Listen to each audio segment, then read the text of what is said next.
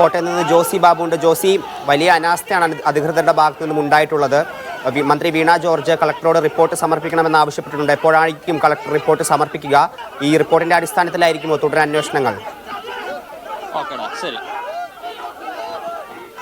5 ദിവസത്തെ സമയം റിപ്പോർട്ട് സമർപ്പിക്കുന്നതിനുണ്ട്. കളക്ടറുടെ നേതൃത്വത്തിലുള്ള സമിതി നാളെ ഒരുപക്ഷെ അപകട സ്ഥലത്തെത്തി തെളിവെടുപ്പ് നടപടികൾ പൂർത്തിയാക്കും. അതിനുശേഷമായിരിക്കും റിപ്പോർട്ട് സമർപ്പിക്കുക.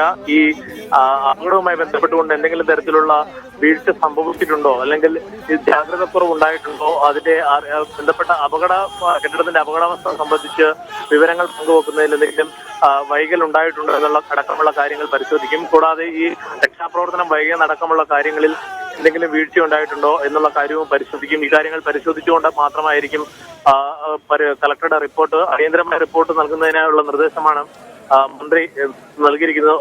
പക്ഷേങ്കിൽ ഇത്തരത്തിൽ ഈ ചില നടപടിക്രമങ്ങൾ പൂർത്തിയാക്കണമെന്നുണ്ട്. ഈ മൊഴികൾ, അതോടൊപ്പം തന്നെ സംഭവ സ്ഥലത്തെ വിവരങ്ങൾ, ദൃശ്യങ്ങളടക്കം ശേഖരിച്ചുകൊണ്ട് മാത്രമായിരിക്കും റിപ്പോർട്ട് സമർപ്പിക്കാനുള്ള നടപടിക്രമങ്ങൾ കളക്ടറുടെ ഭാഗത്തു നിന്നും തുടങ്ങിയിട്ടുണ്ട് എന്നാണ് നമുക്ക് മനസ്സിലാക്കാൻ സാധിക്കുന്നത്. എന്തായാലും ഇപ്പോൾ കോട്ടയം മെഡിക്കൽ കോളേജില് ബിന്ദുവിന്റെ പോസ്റ്റ്മോർട്ടം നടപടികൾ പുരോഗമിക്കുകയാണ്. അല്പസമയത്തിനകം പോസ്റ്റ്മോർട്ടം നടപടികൾ പൂർത്തിയാക്കിയ ശേഷം ബിന്ദുവിന്റെ മൃതദേഹം ബന്ധുക്കൾക്ക് വിട്ടുകൊടുക്കും.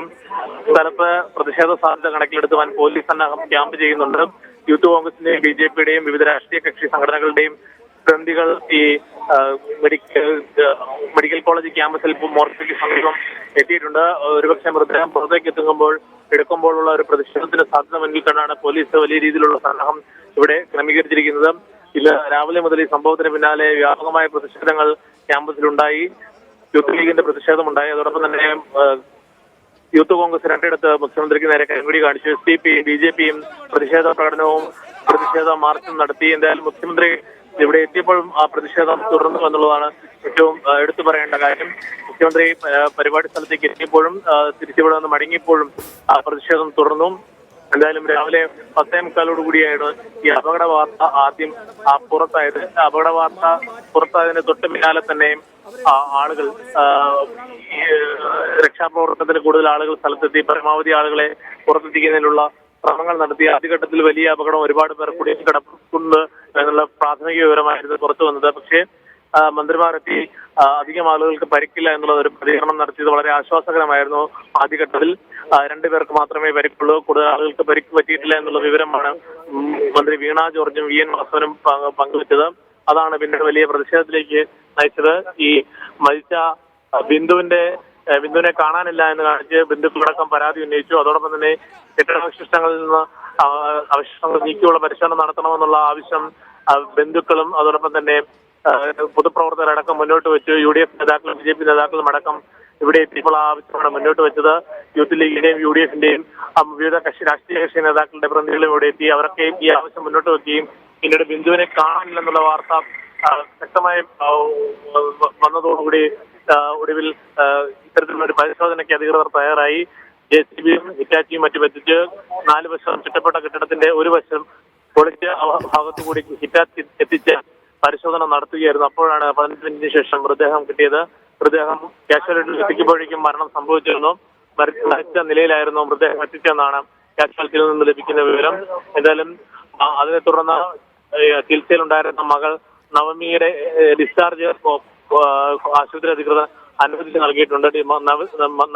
നവമിക്ക് അമ്മയുടെ സംസ്കാര ചടങ്ങുകളിൽ പങ്കെടുക്കുന്നതിനുള്ള ക്രമീകരണം ഒരുക്കുന്നതിന്റെ ഭാഗമായാണ് ഡിസ്ചാർജ് അനുവദിച്ചത്. എന്തായാലും ഇപ്പോൾ മെഡിക്കൽ കോളേജ് മോർച്ചറിയിൽ മൃതദേഹത്തിന്റെ പോസ്റ്റ്മോർട്ടം നടപടികൾ പുരോഗമിക്കുകയാണ്. അതിനുശേഷം ജോസി, അതോടൊപ്പം തന്നെ ഈ അപകടത്തിന് പിന്നാലെ അവിടെ ഉണ്ടായിരുന്ന രോഗികളിൽ പലരോടും ഡിസ്ചാർജ് വാങ്ങി പോകാൻ പറഞ്ഞുവെന്ന് കൂട്ടിരിപ്പുകാർ പറയുന്നുണ്ടല്ലോ.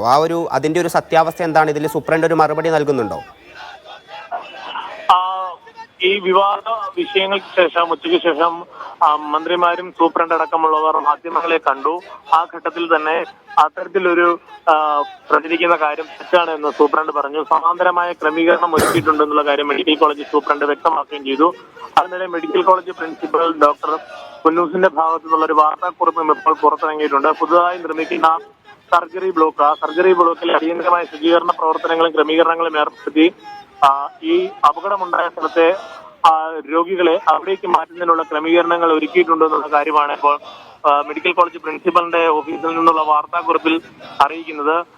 അതുകൊണ്ട് തന്നെ ആളുകളോട് യാതൊരു കാരണവശാലും ഡിസ്ചാർജായി പോകണം അല്ലെ എന്നുള്ളൊരു ആവശ്യം ഉന്നയിച്ചിട്ടില്ല എന്നതാണ് ആശുപത്രി അധികൃതർ പറയുന്നത്. എന്തായാലും ഈ കെട്ടിടങ്ങൾക്ക് 60 വർഷത്തിലേറെ പഴക്കമുണ്ട് എന്നുള്ളതാണ് ഏറ്റവും സങ്കടകരമായ കാര്യം. പലപ്പോഴും ഫിറ്റ്നസിന്റെ അടക്കം പ്രശ്നങ്ങൾ ഉണ്ടായിരുന്നു. പക്ഷേ പുതിയ കെട്ടിടത്തിന്റെ ഉദ്ഘാടനത്തിലേക്ക് കടക്കാത്തതും അത് നിർമ്മാണം പൂർത്തിയായിട്ടും അത് തുറന്നു കൊടുക്കാനുള്ള കാലതാമസവും ഒക്കെ ഈ അപകടം വരുത്തി വെച്ചതിന് കാരണമായെന്നുള്ള ആക്ഷേപം ഉണ്ട്. അത് ശരിവെക്കുന്നതാണ് ഇന്നുണ്ടായ അപകടം.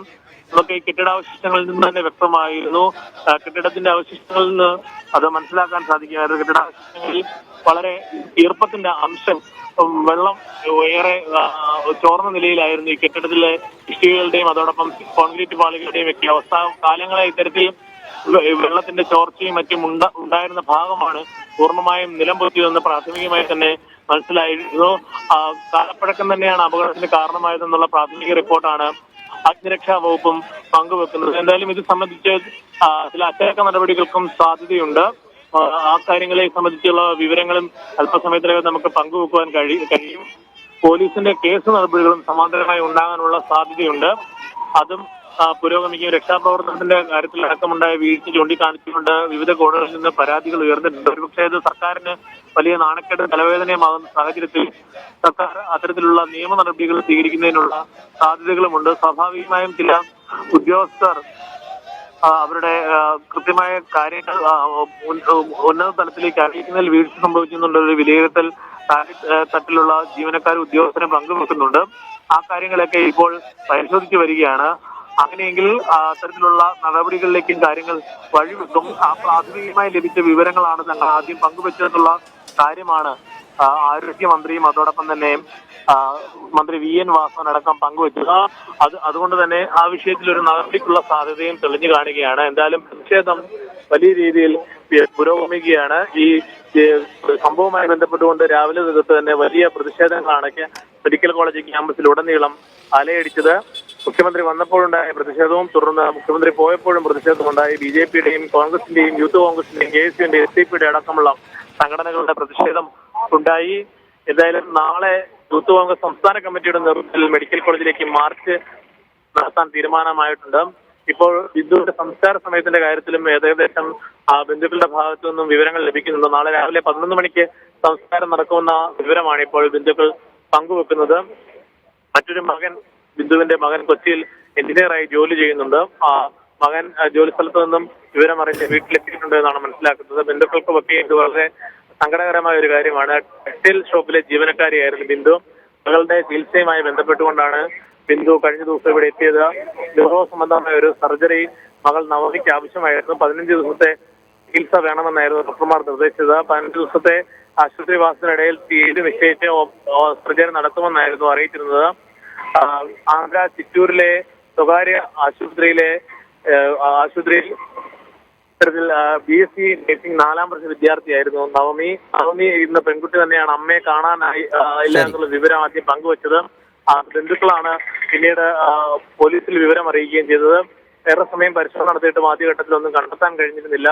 പിന്നീടാണ് ഈ പരാതി ശക്തമായി ഉയർന്നതോടുകൂടിയാണ് പൂർണ്ണമായും പരിശോധന നടത്തുവാനും ഇതുവരെ കണ്ടെത്തുവാനും കഴിയുന്നത്. ഹരി. ശരി. കോട്ടയം സർക്കാർ മെഡിക്കൽ കോളേജ് കെട്ടിടം തകർന്നു വീണ് രോഗിയുടെ കൂട്ടിരിപ്പുകാരി മരിച്ചതിൽ സംസ്ഥാനത്തൊട്ടാകെ വ്യാപക പ്രതിഷേധമാണ് നടക്കുന്നത്. മുഖ്യമന്ത്രിക്കെതിരെയും ആരോഗ്യമന്ത്രി വീണ ജോർജിനെതിരെയും പ്രതിഷേധം കടുക്കുകയാണ്. അതോടൊപ്പം തന്നെ മരിച്ച ബിന്ദുവിന്റെ പോസ്റ്റ്മോർട്ടം നടപടികൾ ആരംഭിച്ചിട്ടുണ്ട്. അല്പസമയത്തിനകം മൃതദേഹം ബന്ധുക്കൾക്ക് വിട്ടു നൽകുമെന്നാണ് അറിയാൻ കഴിയുന്നത്.